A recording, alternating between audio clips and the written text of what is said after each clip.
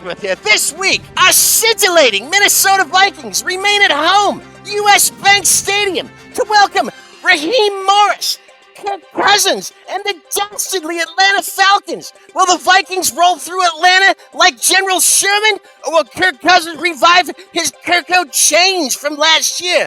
We'll find out.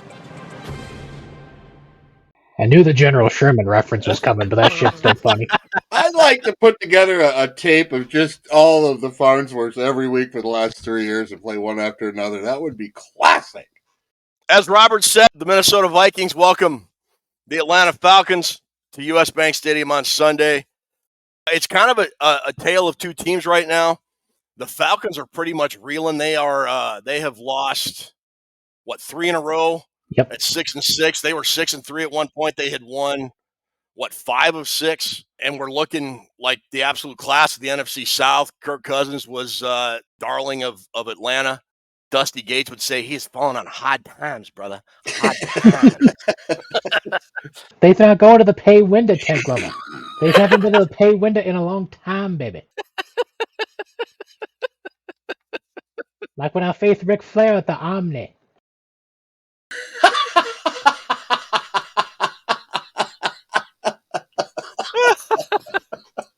He went back-to-back games without throwing a touchdown pass, his first time in his rather illustrious career.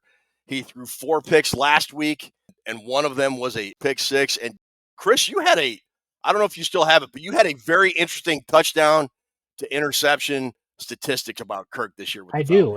In the 2 games he's played against Tampa Bay this year, he's got 8 touchdown passes and 1 interception. And in the 10 games he has played against teams not named the Tampa Bay Buccaneers, he has 9 touchdowns and 11 interceptions. And he ain't playing Tampa Bay this weekend. So just to confirm, he is not playing the Tampa Bay Buccaneers this week. He is not. Okay. He is not. All right. That's a tasty tidbit right there. That's a wild statistic, man. As always, we break this game down the old NFL Today style with our big board. We start at quarterback, we end with intangibles, and we'll start, as always, with quarterbacks. So we already started talking about Kirk, and Chris, you already started talking about him, so just continue on talking about Kirk versus our own Sammy Dots, Sammy Wheels, Sam Donald. I mean, it's been the main storyline all week that the Vikings let Kirk Cousins walk and replaced him with Sam Darnold for literally about a quarter of the price. When you look at contracts and whatnot, you can't give Kirk Cousins the check mark here. I mean, you're coming off a game where you're throwing 4 interceptions. Quite frankly, he just doesn't look like he's the same guy. I don't know how much of it is the injury from last year. I don't know if he's dealing with other stuff, or because he's got plenty of talent at the skill positions in Atlanta. I mean, he's got Bijan Robinson, he's got Drake London, he's got Kyle Pitts, Darnell Mooney has emerged as a big play guy for them. So it's not the talent around him. There's got to be something that's causing him to not play to the level that we saw him play at in Minnesota. Yeah, this is an easy one for Sam Darnold, I think, especially, like you said, 3 losses in a row for the Falcons, no touchdowns in the last 2 weeks for Cousins, and 6 interceptions, I think it is. No, this is an easy one for Sammy Darts. Drew. I, too, have given the check mark to the Vikings. Cousins is struggling, but we all know about Cousins. He can be dangerous at times after some lousy games. He can come out and just carve people up. We've seen it before. I don't necessarily think that's going to happen Sunday when you factor in Kevin O'Connell knows that guy's weaknesses. And between O'Connell and Flores, game planning together against Kirk Cousins, I don't think it bodes very well for him. But he is an exceptional play-action quarterback, so you have to keep an eye on the run game. If the run game gets rolling, if the run game rolls for the Falcons, Cousins is going to have a way better game than if they can't run the football, because he relies on that play action. What can you say about Sam Darnold? Another killer game in crunch time, high pressure moment, Chris. He gets it done. In the drive, you got to have it. He gets it done. He's 4th in the NFL in TD passes with 23 behind Burrow, Jackson, and Mayfield. 4th. I have a question for you guys. If I told you back in August, when the preseason was wrapping up, that after 12 games in the NFL, Sam Darnold would have more touchdown passes than both Goff and Josh Allen, what would your answer to me have been? I wouldn't have believed it. That's for damn sure. I would have told you that then both Goff and Allen would have been out for the season with injuries. Honestly, that would have been my first thought. Well, then those guys got hurt and were out for the season. Is that not a crazy tidbit to follow up Chris's crazy statistic? I, too, would think I was crazy for even saying it, but you factor in Flores. KOC knows how to get to him. He knows his weak spots and his strong points. Check mark for Sam Darnold, and he's got a little chip on his shoulder. He wants to prove that he is the quarterback. Same for me. I give this check to Sam as well. I've said this on social media all week. Kirk Cousins is going to either throw for like 325 yards and 4 touchdowns, or he's going to throw for 130 yards and like 3 picks. I don't think there's any in between here. I don't think Kirk's going to throw for like 235, 2 touchdowns and 2 picks. He's either going to have a masterclass game or he's going to have a disaster game, and he might even get pulled for Michael Penix. I just don't think there's any gray area because of what you said. Because not only does Kevin O'Connell and Brian Flores know Kirk Cousins very, very well, I would also argue Kirk Cousins knows Brian Flores very, very well and his defense because he played against it, practiced against it every day for 2 years. Does that mean anything? I don't know, because a lot of times, they were practicing against what other teams were going to be doing, not so much what Brian Flores wanted to do. And even if it is, yeah, this wasn't the Van Ginkel, Grenard, Cashman version of that defense. Exactly. Either. So yeah, Drew, you asked, what can you say about Sam Darnold? I would say Sam Darnold is what Kirk Cousins was, maybe not quite statistically, in 2022. He's made the big comebacks. He's got the team behind him, and he's got everybody believing that he could take this team to the postseason and win games when they're down. Maybe not 33-0 like, they had that big comeback in 2022, but look, they were down 19-6 against what everybody thinks is pretty close to a playoff team or a playoff team. And he brought him back and won the game. Crunch time, I'm telling you. Yep. In crunch time. And he did it. What game am I thinking? He had a crunch drive. He had a dagger drive in that Packer game, Chris. I remember that. Yeah. He did, and against the Niners. He had that drive in overtime against the Bears. That drive was one of those drives where the Vikings wanted to shoot themselves in the foot over and over. The first play started off with a sack, got a first down. Once they got a first down, they had a penalty, overcame that, got a first down. Right. Another penalty, overcame that, got a first down. Had that big play to Hawkinson that got him in field goal range that made it a pretty easy chip shot for Parker Romo. But I think this is an easy check mark for me. Drew, talk to us about the running game. Much like the strategy was with the Cardinals last week, Cardinals got that running game going. They had 154, but 48 was by Kyler Murray. You take those out, they still have 106. That was above average. It kind of got their team sparked, which is exactly what the Falcons do. They work their secondary offense off being in 2nd and 3, 2nd and 2. They essentially want to run the same kind of offense, except Cardinals have the mobile quarterback and they don't. I started breaking down the Falcons running backs, guys. Algier and Robinson, man, that's 2 of the best committee guys in the league. Their ground attack is middle of the road at 14th in the NFL. But in terms of a 1-2 punch, they complement each other very well. And if you let them take over a game, they'll take it over. Vikings are still number 1 in rush defense, 81 yards a game? And you factor in the Kyler Murray, the midget, won't be running for any yardage. Kirk Cousins, I'd be surprised if he had 8 yards this week. He's not going to run much. It's going to be vital that they stop it, but I think the Vikings will. I don't think the Vikings, Flores, is going to let that running game get on track like the Cardinals did. I'm giving the Vikings the running back check mark. Everything says I should be giving it to Atlanta, but we pick these a game at a time, and I think Aaron Jones is going to have a big day. The Vikings only got 68 yards against the Cardinals, and they allow 125 a game. That wasn't good enough. I think they run the ball better this week. I'm giving the Vikings a check mark on the run game because I think the run game is going to work off the defense. We are going to cause Atlanta to get some turnovers. Crowd's going to go crazy. And Aaron Jones is itching to get back out there. I'm looking for him to have a $120, 2 touchdowns this weekend. Vikings check mark on my run game. I'm going to give it to Atlanta. Aaron Jones is fumbling way too much, especially in critical situations. He fumbled in the first 2 drives. Vikings were lucky to get the first one back on their first drive last week. Like you said, I think Robinson and Algier are probably a top 5 running back combo in the league. Cam Akers just really doesn't do it for me in terms of being able to run the ball. I know the Vikings run defense is the best in the NFL, but they had issues stopping James Conner last week. The Falcons run play action quite a bit, and the Vikings are just turning the ball over way too much for my comfort running the ball right now. Yes, Kirk is immobile. He's a statue in the pocket still. Until the Vikings stop the run, I'm going to give it to Atlanta. Yeah, I'm gonna lean Atlanta on this one too. Like Drew said, they should be better than 14th running the football with the talent of Bijan Robinson and Tyler Algier. Aaron Jones needs to show that he can actually hold on to the football. He's got 3 fumbles the last 2 games. I know he had the big game-winning touchdown catch last week, but can't keep putting the ball on the ground the way he has. I'm sure he'll turn it around here shortly, but until he does, I think I'm going to have to lean Atlanta in the running game for this one. All right, receiving game. I'll kick this one off. Josh Oliver coming back. Drew, you talked about him being a really good run blocking tight end.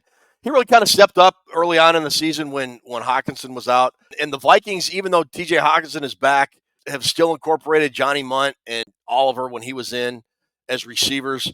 But all that said, Drake London, Darnell Mooney, Ray McLeod, and the unicorn, Kyle Pitts, who never really has turned into a unicorn, even with Kirk Cousins. This is a pretty easy one for me. I go Vikings. Yeah, I gotta agree with Ted on this one. This is an easy one for the Vikings. I mean, Justin Jefferson is finally back on track after having a couple of pretty quiet games.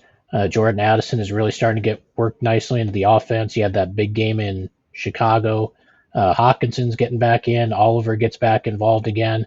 If the Vikings can get the kind of pressure on Kirk Cousins that I think they're capable of getting, Cousins is going to have a hard time getting the ball to his playmakers. So I definitely think that the Vikings get the check mark here. I'm giving the Vikings a check mark as well. The way Atlanta uses their passing attack, between if you want to measure up the short, intermediate, and the long range passing, it falls right into what Flores does well for a defense. This is not a good matchup for the passing attack. Even though they're 4th in the league, this is not the defensive mindset that you want to play into playing against Flores. The way you hurt Flores is with explosive plays, big plays, chunk plays. Atlanta doesn't do that. They do not do that. Matter of fact, when you look at the big plays, and I mentioned the big plays being the 20-plus plays, the Vikings have 43 plays from their top 3 wide receivers and their tight end. Ted, you mentioned the other guys with the unicorn, London, those guys. Vikings have 43 big plays, 20-plus catches or more. Atlanta has 32, and Mooney has 16 of those. Drake London has 4 catches over 20 yards. So they got one deep guy, one deep threat.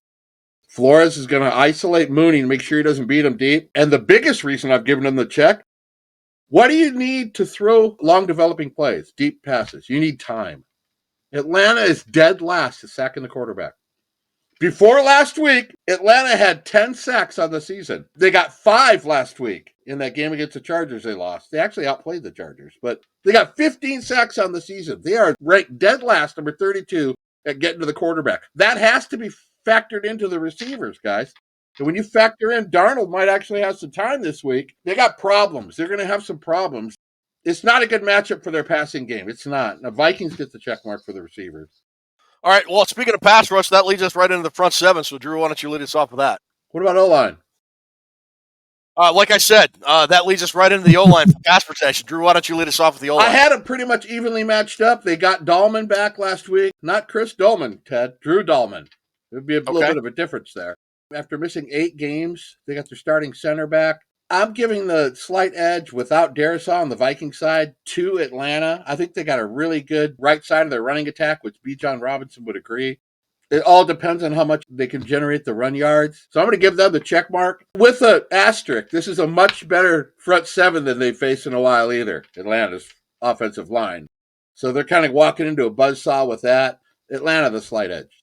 Yeah, I kind of agree with Drew. I mean, Chris Lindstrom is one of the most underrated offensive linemen in the league. He's been solid for a number of years now. Jake Matthews has always been pretty solid. And Drew mentioned they get their starting center back. The Vikings are kind of still working things out on the interior. I mean, we've gotten to the point where Ed Ingram is inactive on game days, but there was a reason for that. Cam Robinson was out, so they wanted to have Walter Rouse on there as a potential backup for him. So I don't know if Ed Ingram's going to continue to be inactive, but we'll see how that goes. But they're still working things out on the interior, and the absence of Darisaw kind of tips this one to Atlanta. Yeah, I thought Dalton Reisner played a lot better last week, especially in pass protection. I think he was the highest graded offensive lineman last week for the Vikings for PFF. That said, I agree with you guys. The Falcons have a very good offensive line. Kirk's only been sacked 24 times this year, which is pretty good for a guy that is a stationary quarterback coming off an Achilles injury. They do a very good job of protecting him. So yeah, I'm going with the Falcons as well. Chris, why don't you talk to us about the front seven first, leading us off?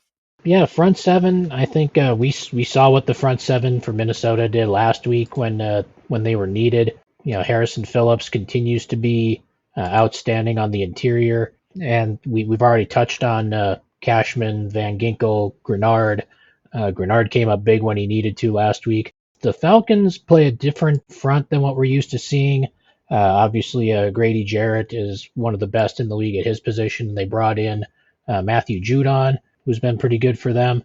But honestly, if there are not very many front sevens in the NFL better than Minnesota's right now, and Atlanta is not one of those that is. So I am going to give this one to the Vikings. You mentioned Jarrett and Judon. They also have a pure nose tackle in David Onyemata, Hushmanzada. Put them on the board championship. Who's your mama? Who's your mama? But yeah, it's more of a traditional 3-4 than kind of a hybrid-ish 3-4 than the Vikings run. Kind of more of a Hank concept for the Falcons, I guess. Oh, a Hank concept. Like Drew said, they don't pressure the quarterback a lot, which I kind of find weird with guys like Grady Jarrett and Matthew Judon. They just don't. Contrast that with Minnesota and the 3-4 that Kirk is familiar with, but like you guys said, didn't have the players that Brian Flores has now. Brian Flores couldn't run a lot of the stuff he's running this year last year because he didn't have the players last year he has this year, if that makes sense. Absolutely. Like there were some concepts that he's running now that I don't think he could run last year because he just physically didn't have the talent with the guys he has now in Cashman, Grenard, Van Ginkel. And even with Ivan Pace out, Jamin Davis and Kamir Grugier-Hill were getting some run. Dallas Turner made a couple of good big plays last week. Kirk thinks he knows this defense, but Kirk doesn't know this defense. Potential is there for this Vikings defense to have a really, really big day, and I'm picking the Vikings front seven, Drew. Very, very well said, Ted. You mentioned they can't get to the quarterback because the two guys that got to the quarterback the most for them left in free agency. Calais Campbell left, Bud Dupree left. It is a rebuild in their front seven. They're a work in progress. The Vikings I think they still have a top three front seven in the league. I think Judon and Ellis are very good players, very instinctive players. You just talked about Flores couldn't do certain things because he didn't have the right personnel. He didn't have this personnel. I don't believe so. I don't believe he could. You know why he can get away with it this year? Because he's got a bunch of CYA players. Yes. One guy gets out of position, says, hey, I'm going to take a chance right here. Somebody's going to back him up. Van Ginkel's going to back him up. Cashman's going to back up Van Ginkel, whatever. They can try a lot of different things because everybody is out to help each other. And he knows he's going to have backup right there where when you're limited with defensive talent, you can't take a lot of chances. Dude, Flores is probably loving this. And the front seven is probably the most dominant category we got on this board today for Minnesota. Atlanta, you can't blame them. They're rebuilding it. They're a work in progress. I would like to get a shout out to Grady Jarrett, though. I did a little research on this guy because he's been one of the most amazing players to me in the league for a lot of years. You know what, guys? Grady Jarrett played 11 years in this league. He's missed 9 games for a nose tackle. That's like come on 1970s Iron Horse. That is. Didn't he miss most of those all in 1 year because he had a knee injury? Yeah, he played 8 games. Yes, he played only 8 games one season. So the other 10 seasons, he's missed 1 game. Right. Yeah, he only played 8. I can't remember the year, but you're absolutely right. He missed half the season with an injury. That is incredible. So, we're a Viking show, but I give credit where credit is due. Grady Jarrett is an amazing player. And if he sacks our quarterback, I'm going to hate him. But for right now, since we're doing the pregame, I'll say something nice about him. But great football player all the way around the board. But Vikings front seven, Ted. Yeah. All right. For this secondary, I'll start this off. Look, here's the deal. Mike Hughes is one of their starting cornerbacks. He's hurt. He's hurt, or he was out last week. I'm not sure if he'll start.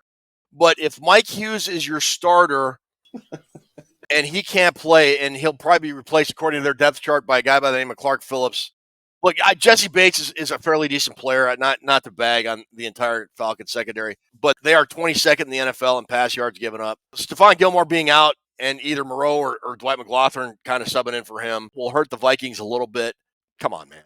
I mean, if Mike Hughes is one of your starters, Vikings. Drew. Something needs to be said for only generating 15 sacks for the whole season and still having a good secondary. Atlanta somehow got it done. I mean, if they were pressuring the quarterback, those guys would be even better than what they are now, and they're holding on.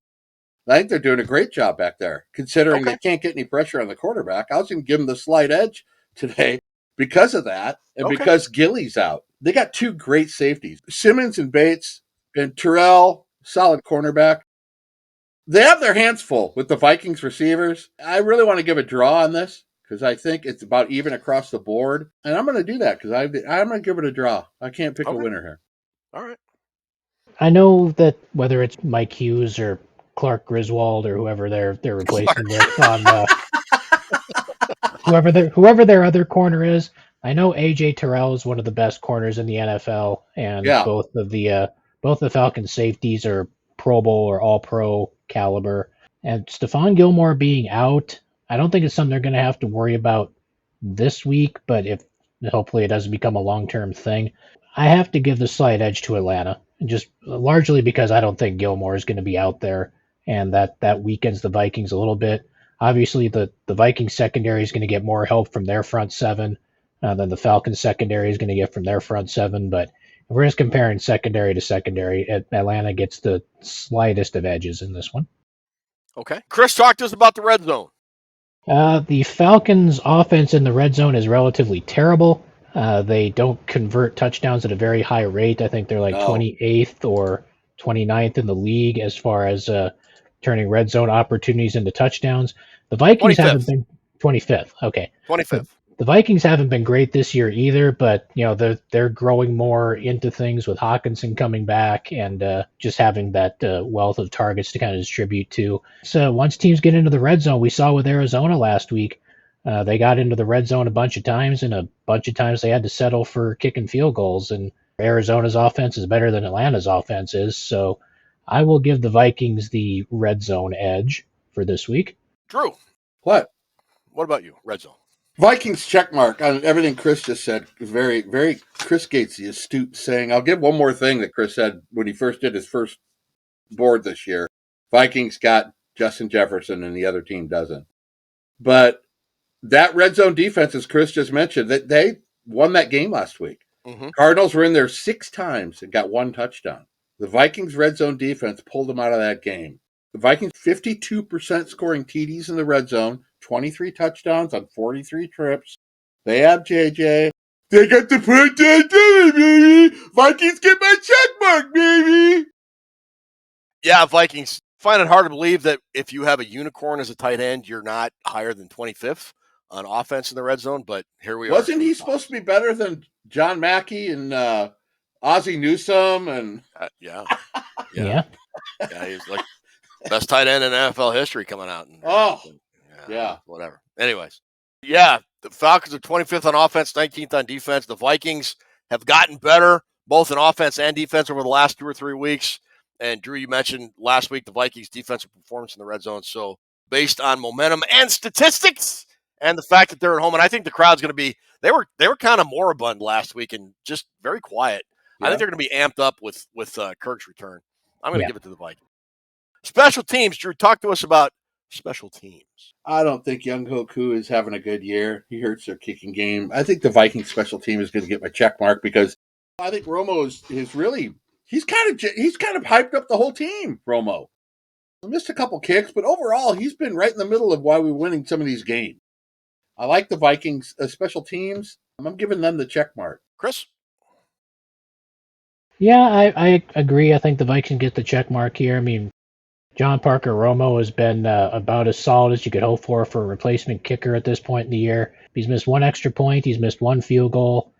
He's got 2 game-winning kicks already this season in 4 games. As soon as the Vikings let him go, he's going to land a job somewhere else because kicking in the NFL this year has been terrible, which is a damn shame for us, but obviously he's earned that opportunity, I think. I don't know if Riker's going to be back this week. I know they already let Jake McQuaid go, so Andrew DePaola is almost certainly going to be back this week. So, yeah, and Koo is not having a great season for Atlanta either. I think he's missed quite a few kicks this year. I don't have his numbers in front of me, but Now, there is no reason not to give the Vikings the check mark here. I don't Thanks think. for not blowing my joke there, because Young Ho Cuckoo Kachu kicks like the walrus.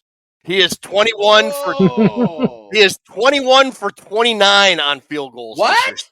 21 for 29. That projects out to a 72.4% make rate. He is 5 for 5 and 20 for 29. He's missed 2 kicks from 30 for 39. He's missed 3 kicks from the 40-yard distance, and he's missed 3. He's 6 of 9 from 50 plus. But Chris, he's going to play the Vikings this weekend, Chris. You know what that means. Yeah, he's going to go 8 for 8 with a He kicks 70-yarder. indoors, but he kicks indoors. I know. That's bad numbers for a dude that plays at least half his games indoors. I'm giving it to the Vikings as well. Coaching. Look, I like Raheem Morris. When Mike Zimmer got fired, he was one of the guys I was hoping the Vikings would take a serious look at. I can't remember if he got an interview or not. I think he did. I think if given enough time and a GM that doesn't sabotage him with a terrible draft class like I think they got last year, I think Raheem Morris is going to be a really good head coach. I think they were actually smart in retrospect to draft Michael Penix Jr. with the way Kirk Cousins is performing. And I think if Penix pans out, their offense is going to be pretty good, but they have a ways to go on defense. I'm going to the Vikings coaching staff here. Drew, what about you? Coaching staff is the Vikings all the way. All these games the last month has been let them hang around, let them hang around. I think this is where the levee breaks, man. I think the whole thing's going to come apart for Atlanta this week. The potential is definitely there. I agree. Only hope they got is if Bijan Robinson and Algier start tearing off runs and keeping them in that game. If they don't get a running game, the Vikings are going to kick the piss out of the Falcons. That's my summary. I have 5 sheets written down, but that's my summary. I'm going to go coaching with Vikings. Okay, Chris? Yeah, I'm taking the Vikings too. I don't know why Kevin O'Connell isn't currently the betting favorite for Coach of the Year, but he's not. He should be. It would be sad if he didn't win Coach of the Year based on, what the expectations for this team were at the beginning of the season, based on what they've achieved. And Brian Flores, if he's not the best assistant coach in the NFL, he's on a really, really short list. So, yeah, the coaching staff, I think this is an easy one for Minnesota.